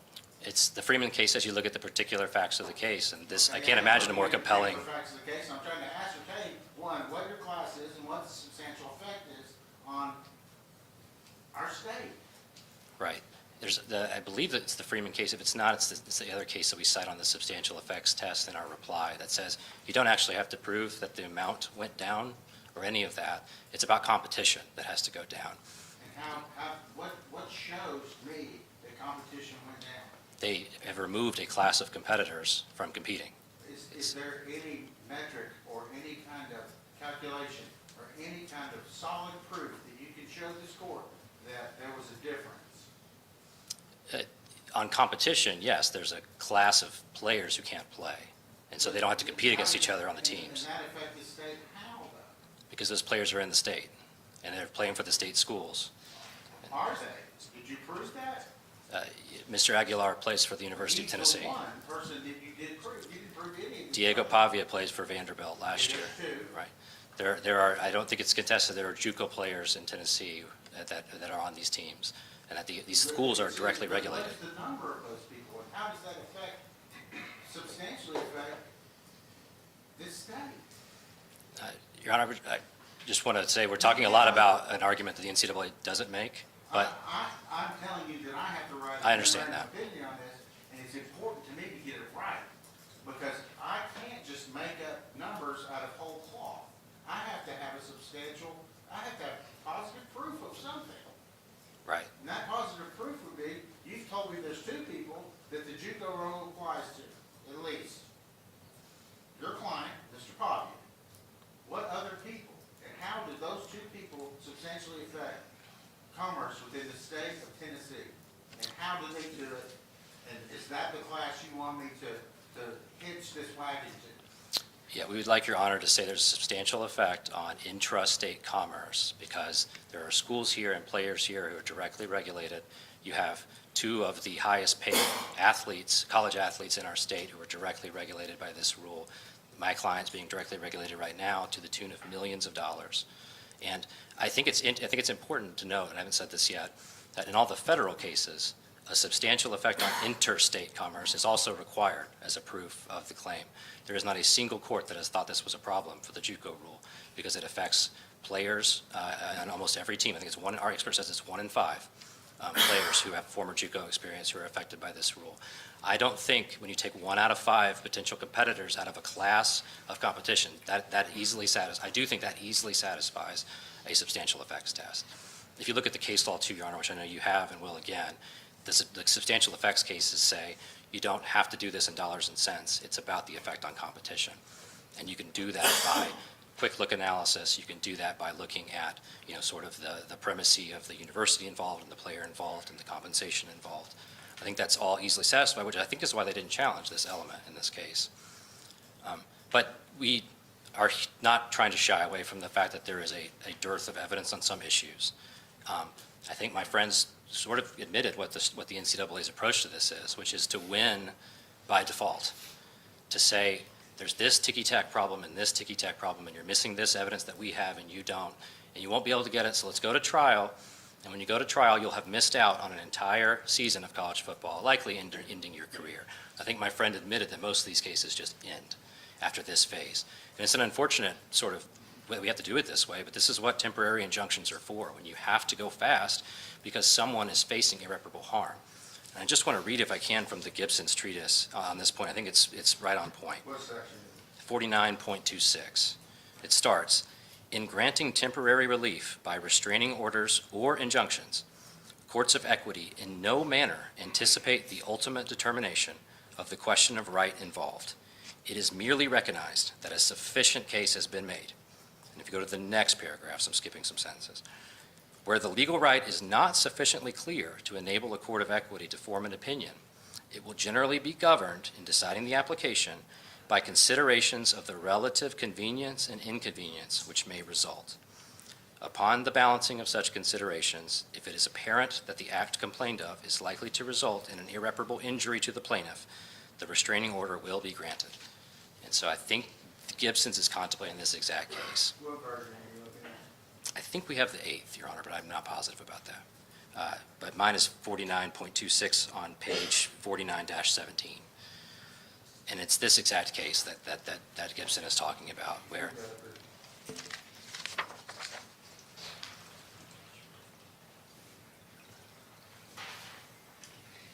someone has to bear the burden of uncertainty. I think Gibson says, and in a court of equity, this is a long-established principle, is not the party who's going to suffer irreparable harm every single day he's not on the field all the way up into trial. And my friend also said this is the end-all be-all. This type of hearing is the end-all be-all in these cases, and it is, because we have to act based on likelihoods, and we will go to discovery, we will go to trial. It's just about who has to bear the burden along the way. And I want to just finally address, just on the merits, just a light touch on the merits. Yes. The strategy about we don't know enough to grant relief, it's not that this data doesn't exist, or you'll never get it, or that you're even wrong about these economic calculations. It's always, well, you didn't say enough about the market, or you didn't have enough of the data. We don't have any, the expert doesn't have any data either. He uses the basic economic theories that we do. And it's these ticky-tack criticisms. I was going to zoom out a little bit. We're talking about the definition of a market to assess whether something is anti-competitive, and has anti-competitive effects. The Maurice Claret case that we cite in our brief says market definition is not the end-all be-all, it's a tool. It's a tool to help you determine whether an actor in a space has the ability to have anti-competitive effects. We're talking about the NCAA in this case. If you're talking about college football, they're the only game in town. They have a complete and absolute monopoly. This is not where your two firms of doctors get together and start excluding patients, and you're like, I don't really know if they have enough to affect the market in this area. This is the market, and they have complete control over it. You have to be a member of the NCAA. You have to abide by their rules. It's not hard to determine their market power. And so what the federal courts that have gone our way have said is this is the situation where you can apply a quick look, especially on a temporary injunction. You've got a conceded monopolist who is excluding a class of competitors from having to compete, and from competing against the existing players. And the reason, the NCAA concedes the reason, this is what Judge Hermendorfer says in the appellate opinion in Pavia, the conceded reason is to swap out more experienced players with less experienced players. That, again, that sounds nice, but when you're doing antitrust law, that is blatantly illegal and anti-competitive. And it's not It's not academic. I think my friend doesn't have any answer to my coaches hypothetical. If you were doing this with coaches, no court, I think, would be demanding serious data. It would just be taken on a quick look that is obviously depressing the salaries of coaches. And it's not academic because there's a real client here, a real example with real data that he is going to lose $2 to $4 million in immediate NIL compensation. And it is not contested that that will not go to another player. They've talked about a salary cap. The salary cap doesn't apply to third-party NIL. That's where most of the money is. And that's not a secondary effect. You get third-party NIL in conjunction, you work together with your school. It's in conjunction with your total package that you get as a player. It's for playing. Everyone understands this. I think the NCAA likes to pretend that it's not, but that's the reality of what's happening. Adidas is giving third-party NIL to Tennessee players. It is part of the package. And so when you don't let the more experienced, the inspiring, the SEC passing leader from last year, if you're excluding that person from the market, you're losing out on that money, and it's not going anywhere else.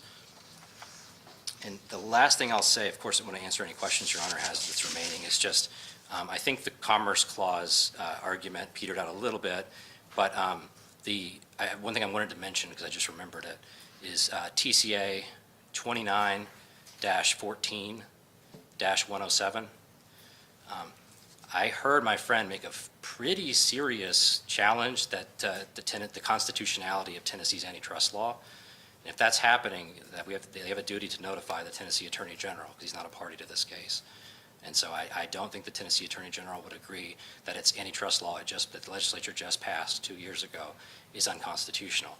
But one way to not have to deal with any of those problems is to say, I will assume that Tennessee's law, for purposes of this case, I'll take their position, which is that it's no broader than federal law. If it's no broader than federal law and they're violating federal law, there's no constitutional problem because the conduct would be illegal. There's no conflict between state and federal law. And so Your Honor could take that approach because I think, again, the persuasive cases, 4 of them have gone our way on this. Pavia, who Vanderbilt agreed to the rules, but Pavia played the entire season and was the runner-up for the Heisman Trophy. Moore, my friend says that case is ongoing. That case is dead. Moore is declared for the NFL draft. There's nothing else to litigate. He got to play at Indiana as the starting safety and win a national championship because the JUCO rule was determined to be, on a quick look, preliminary injunction, anti-competitive. Thank you. You don't have to take my word for it that this is not enough. Every appellate court that's had the occasion to address this issue and rule on the merits has said this record is insufficient. It's just what it is. It is insufficient. If we're going to suggest that the NCAA is some sort of entity that has not been heavily scrutinized by the court and that there's not some guiding principles out there that apply to these, that's wrong too. The Alston case that gets so frequently talked about here in this context about how it was the death knell for the NCAA. If you read that case, it is narrow. It applied to education-related benefits that were at issue there. But the opinion that Justice Gorsuch wrote, along with the concurring opinion that Justice Kavanaugh wrote, give this court guiding tenets. Caution is key. When markets are changing, like the NIL market is, so does the legal analysis. Judges must know their limitations as economists and to measure small deviations in complex business arrangements is not an antitrust function. It's not the point. You don't make small changes to complex business entities. You don't know the outcomes of them. And until you know the outcome, you don't pull the lever. Until we know what's going to happen. It takes time. The Supreme Court was effusive in its praise for the district judge in the Alston case because she did not jump at the starting line. She took years of discovery, had a 10-day bench trial, and issued an order that said some NCAA rules violate the Sherman Act, others don't. But we know now. We know which ones do and don't, and that's the ones that we're going to enjoin going forward. Caution was key. You do not make knee-jerk decisions. And we know that every appellate court that has looked at these issues, and when somebody has been granted an eligibility injunction, has been struck down, overturned if it's on the merits. The suggestion that the burden should be, the burden to Mr. Aguilar, he shouldn't have to bear that. That's effectively saying that Furman, Georgia Tech, Kennesaw State, Texas, Auburn, Arkansas, Alabama, South Carolina, Kentucky, Texas A&M, LSU, and Vanderbilt should bear that burden. They should play against somebody who is not eligible under the rules they've agreed to abide by. That's our schedule. That's your schedule, plus a bowl game, I hope, or a couple college football playoff games. But that's who has to bear the burden. It goes back to what I said. We don't have to do this. We can say that this is not how the law in Tennessee works. And we can say it, and we can still say Mr. Aguilar is a great story. He's a great college football story. But the great thing about stories are you don't have to read the same one again. You get a new one. That's what we like about stories. We got the Joey Aguilar story. Who's the next story? I don't know, but I hope it's a good one. And we're not going to get it, though, if we don't say we follow the rules. And for those reasons, if you don't have any questions, Your Honor, I restate my request that the injunction be denied, and I appreciate your time this afternoon.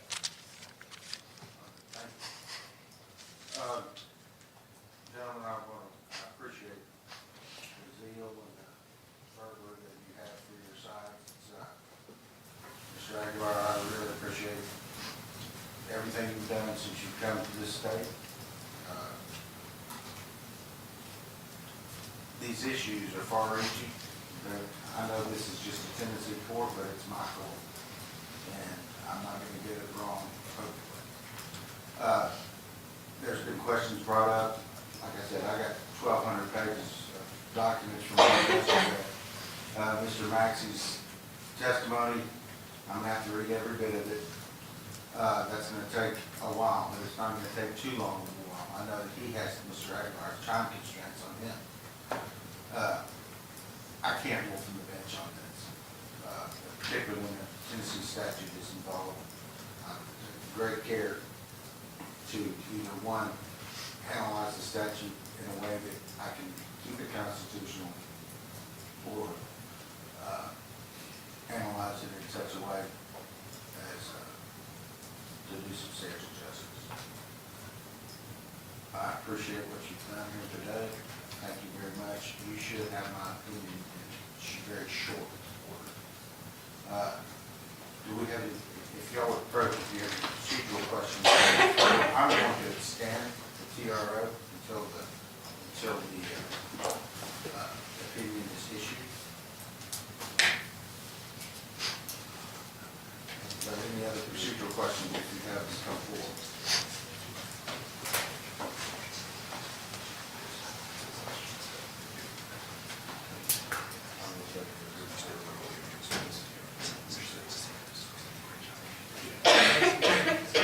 We're adjourned.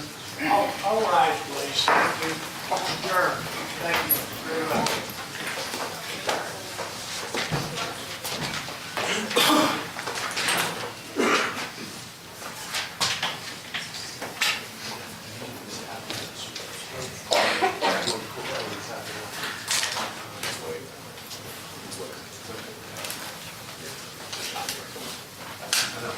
Sarah, thank you. Thank you.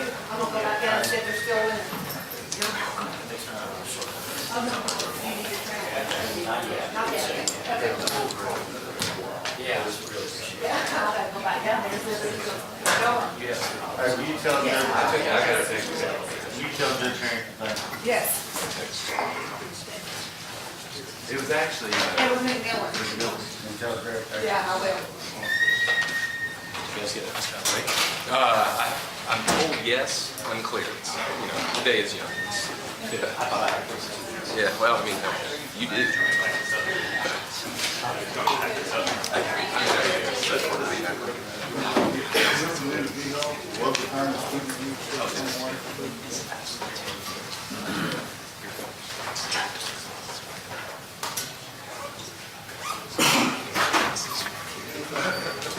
hey, James Storm said that, you know. Oh, I was calling James this week. oh, really? Yeah. How's he doing? He's We all. I've been doing it a year. It's great to see you, though.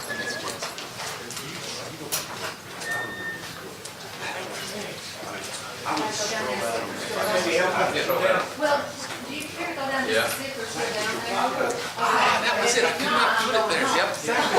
I remember that. That was it. Well, thank you so much. I look forward to seeing you again. Great. You have a trash can? I want to just leave this out. Here, Thank you so much. yeah.